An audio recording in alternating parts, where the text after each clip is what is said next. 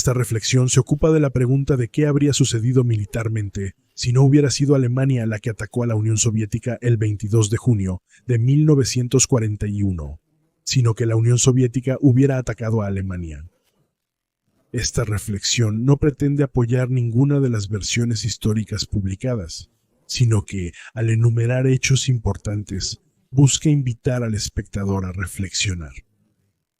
Sin embargo, el hecho de que un ataque de la Unión Soviética, incluso una guerra preventiva contra la Wehrmacht desplegada y sus aliados, no era imposible, se puede ver en otras agresiones militares de la Unión Soviética que ocurrieron en esa época, la cual, desde los tiempos de Catalina la Grande en el siglo XVIII, ya mostraba una fuerte tendencia expansionista hacia el oeste.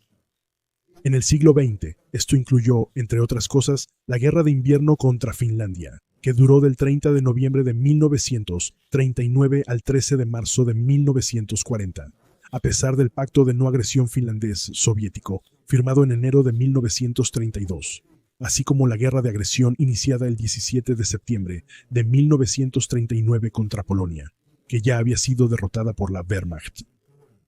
o la invasión en la primavera de 1940 de los 3 estados bálticos, acompañada de deportaciones masivas y una fuerte rusificación, que solo fue interrumpida en el verano de 1941 por la Operación Barbarroja, o la ocupación de Besarabia rumana, que tuvo lugar entre el 28 de junio y el 3 de julio de 1940. Quiero enfatizar que en mi análisis no se trata de la cuestión de si la llamada Operación Barbarroja alemana fue una guerra preventiva o un ataque sorpresa. Pero para llegar a una opinión equilibrada sobre esta cuestión, ya que la mayoría de los historiadores alemanes se han decidido por el término ataque sorpresa, como siempre ocurre con los acontecimientos bélicos, es importante echar un vistazo a la historia previa.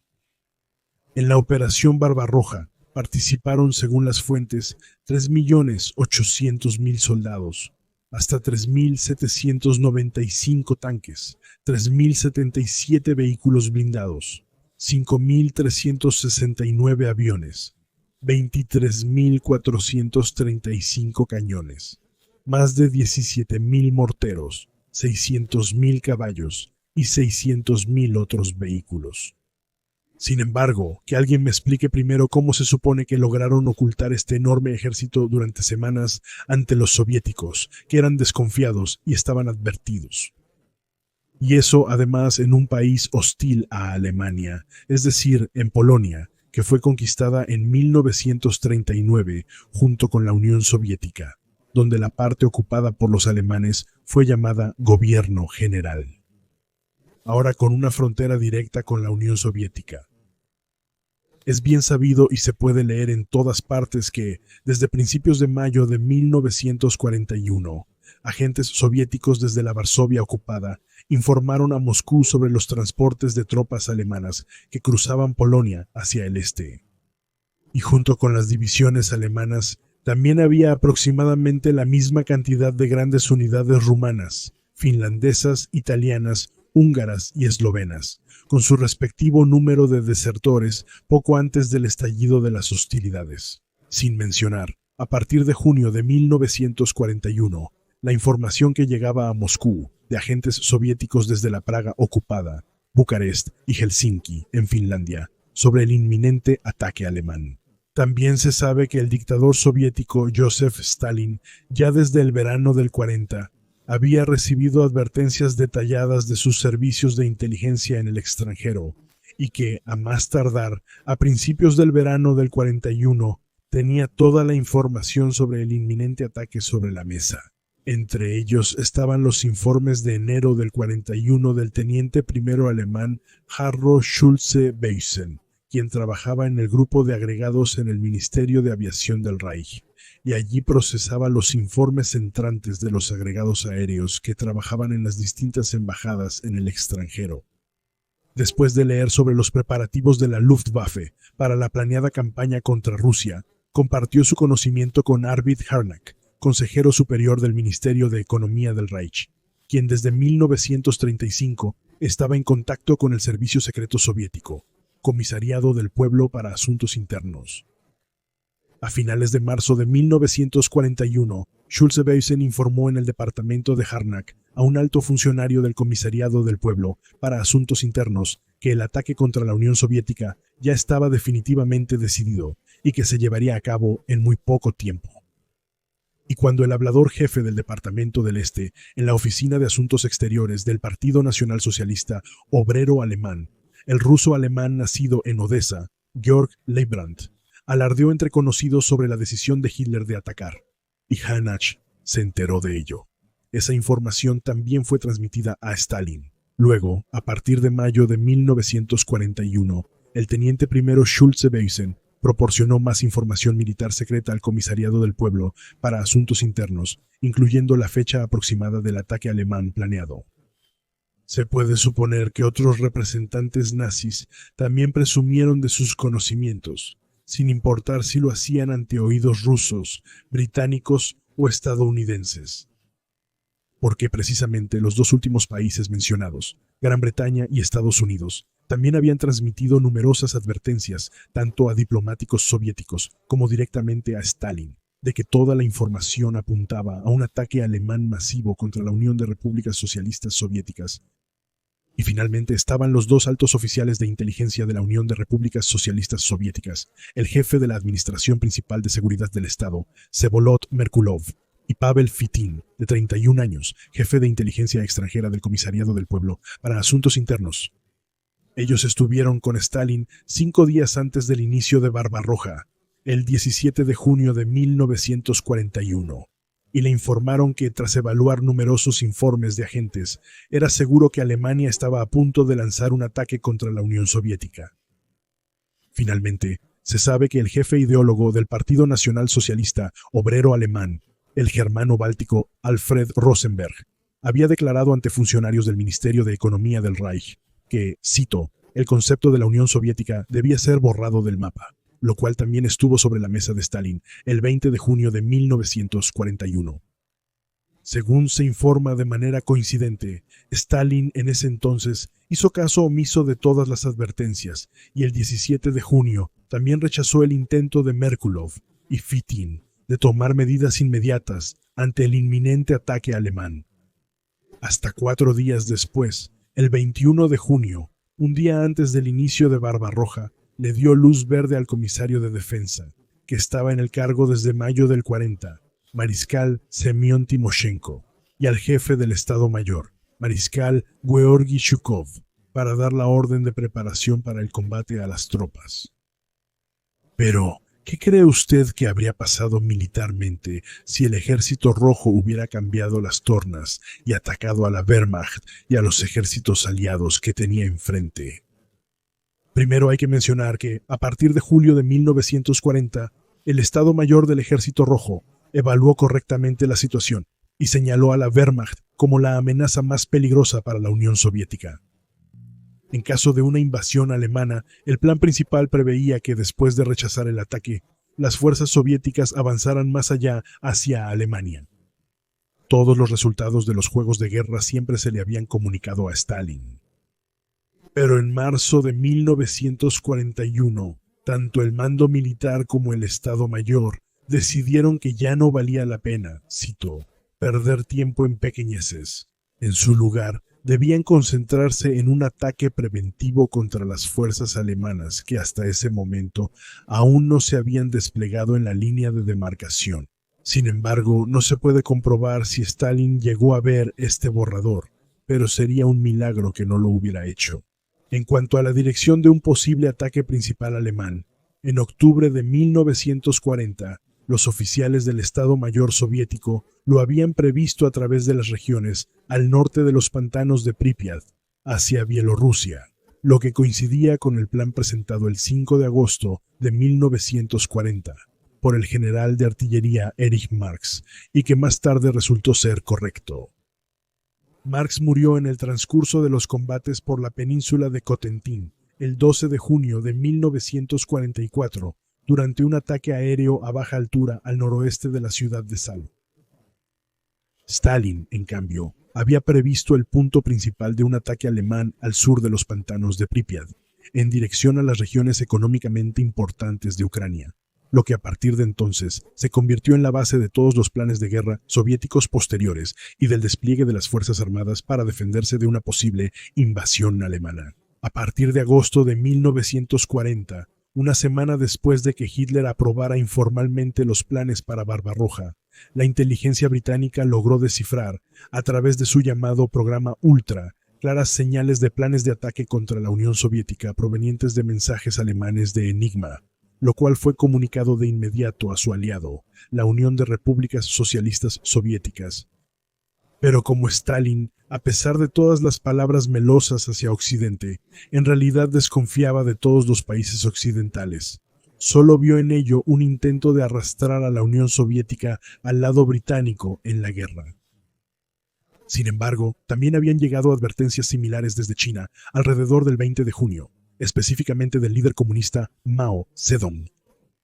Él había obtenido esa información de uno de sus principales agentes, Yan Baowang, quien en una recepción del agregado militar alemán escuchó sus conversaciones y luego transmitió el contenido a Chuen Lai, colaborador de Mao.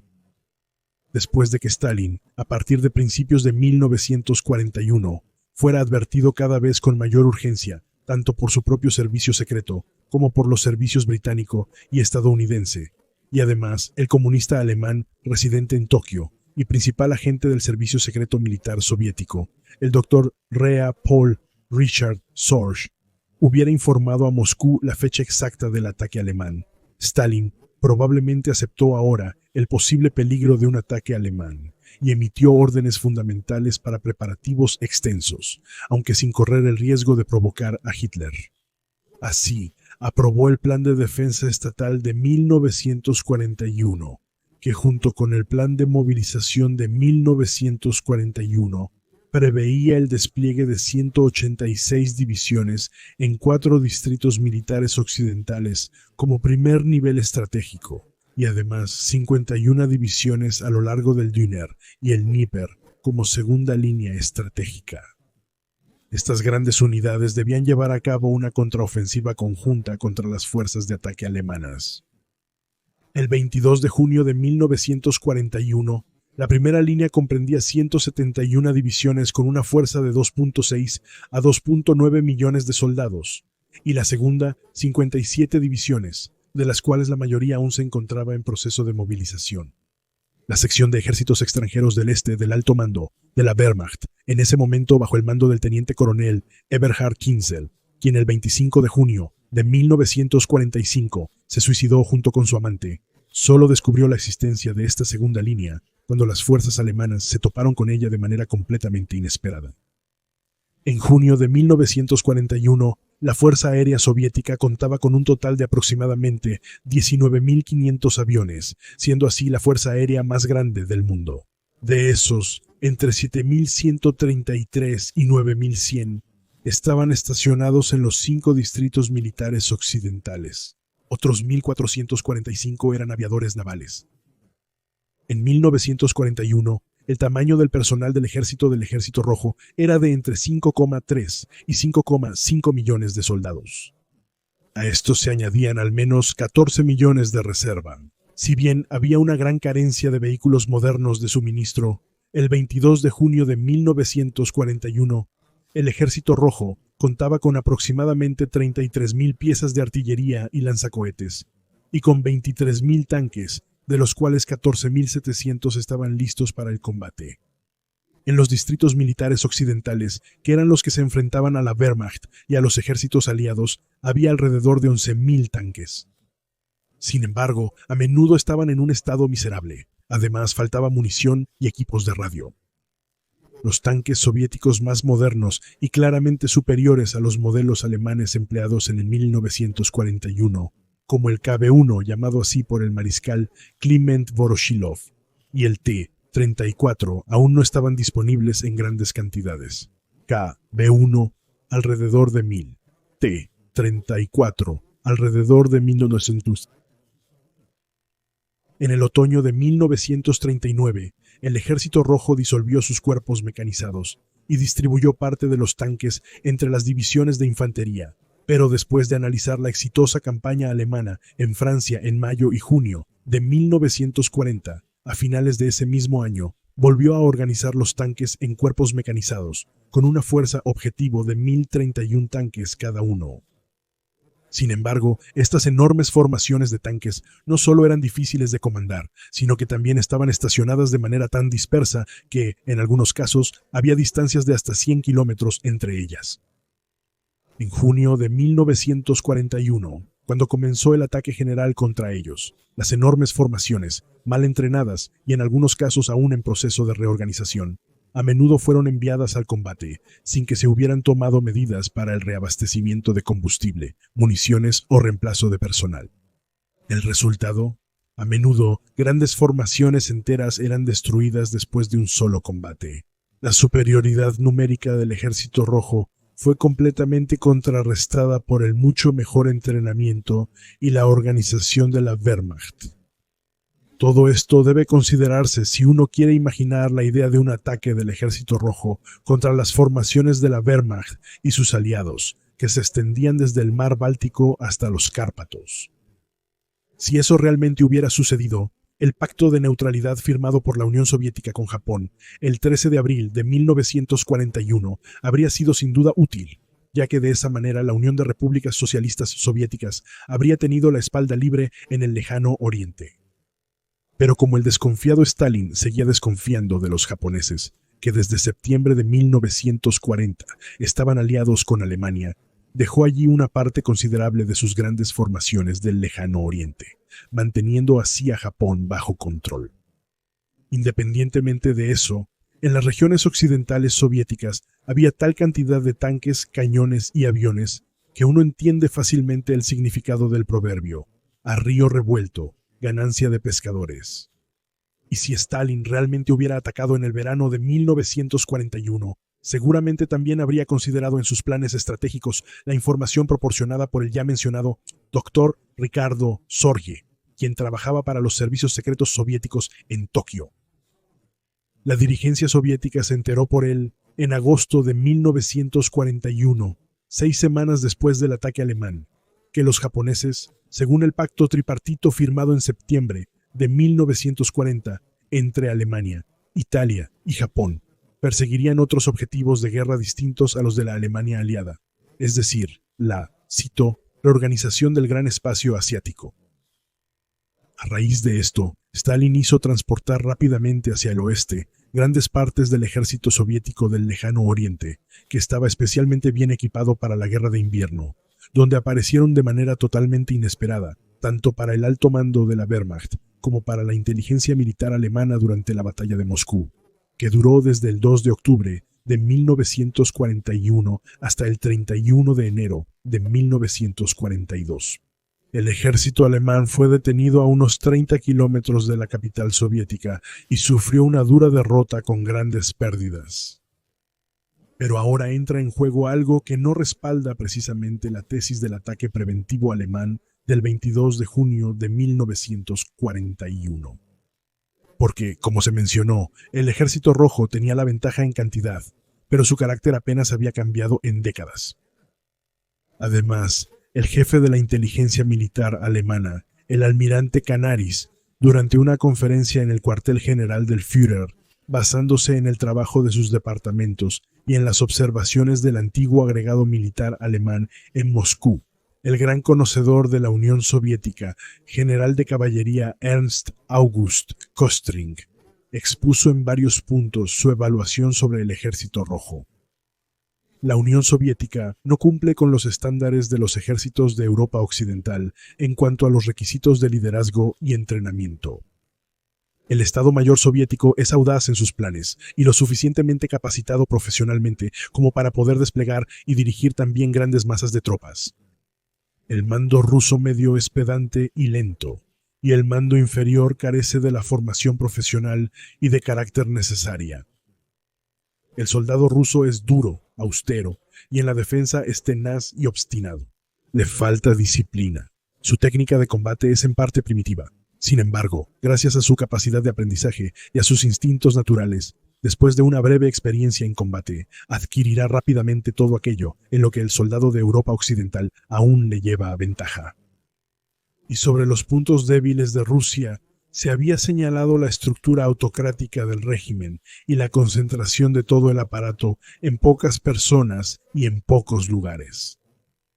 La arrogancia de los mandos medios y superiores rusos, que atribuyen la victoria sobre Carlos XII y Napoleón Bonaparte únicamente a la habilidad rusa y al territorio ruso.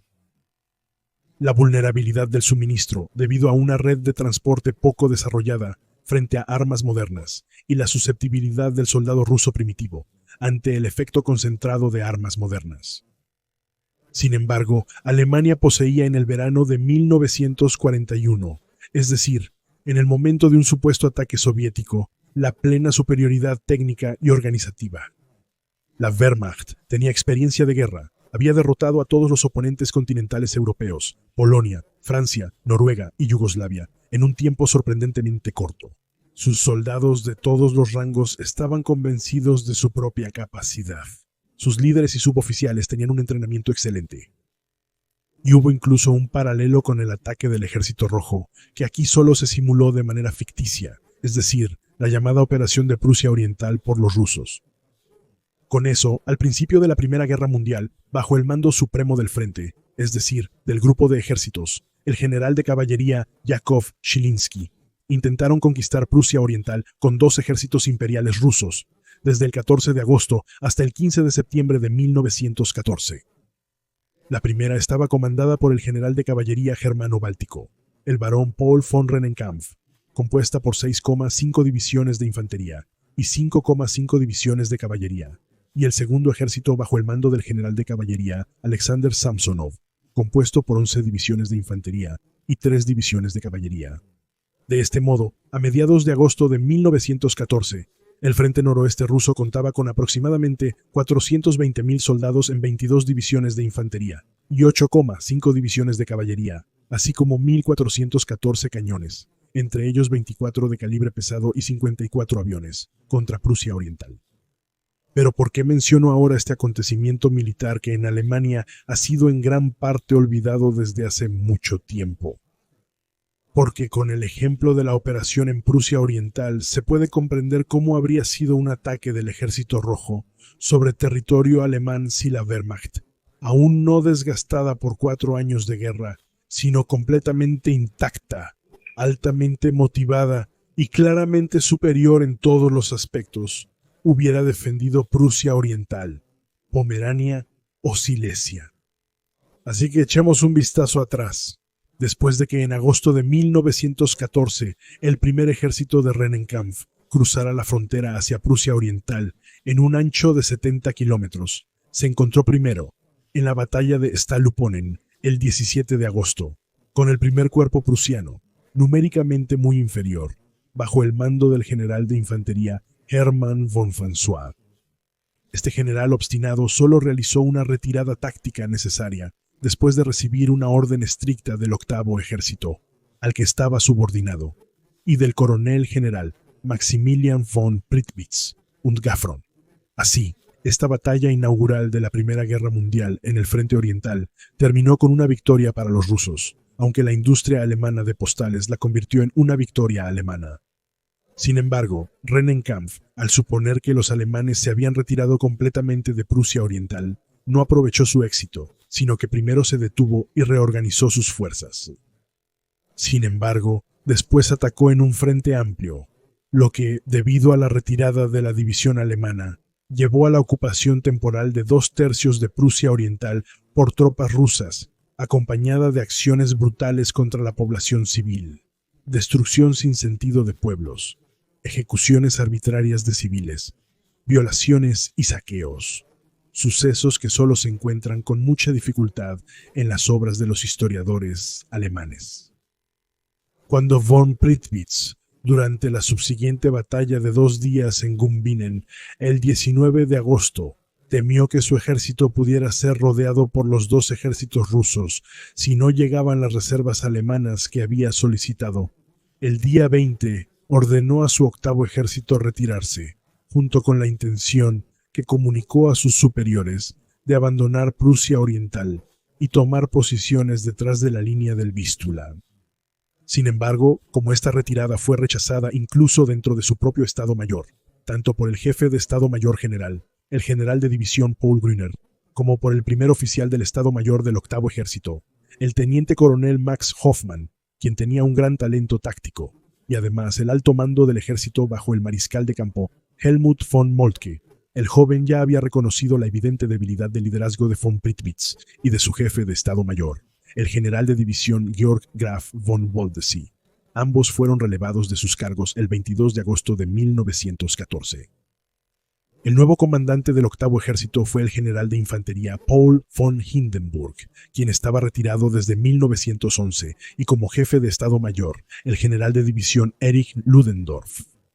Para ambos, la evacuación sin combate de la provincia prusiana original, como propuso Prittwitz, era imposible. Por eso, después de su llegada, ambos decidieron darle la vuelta a la situación y pasar inmediatamente a la ofensiva, con el objetivo de cercar y destruir primero al segundo ejército de Samsonov, que se encontraba en el sur. Para ello, utilizaron los planes ya elaborados por el mencionado primer oficial del Estado Mayor, el teniente coronel Max Hoffmann. Lo que siguió fue la batalla de cerco de Tannenberg, que duró del 26 al 30 de agosto, y que llevó a la casi completa destrucción de la mitad del ejército del general Samsonov, con alrededor de 120.000 rusos muertos, heridos o capturados, mientras que el octavo ejército alemán solo tuvo 13.058 bajas.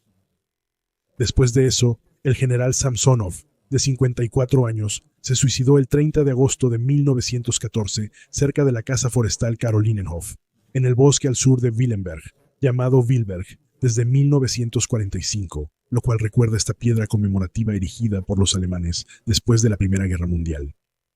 Pero todavía existía el primer ejército, dirigido por el general Rennenkampf, que ahora recibía apoyo de las fuerzas de reserva del recién formado 10º ejército y del general de infantería Vasily Pflug.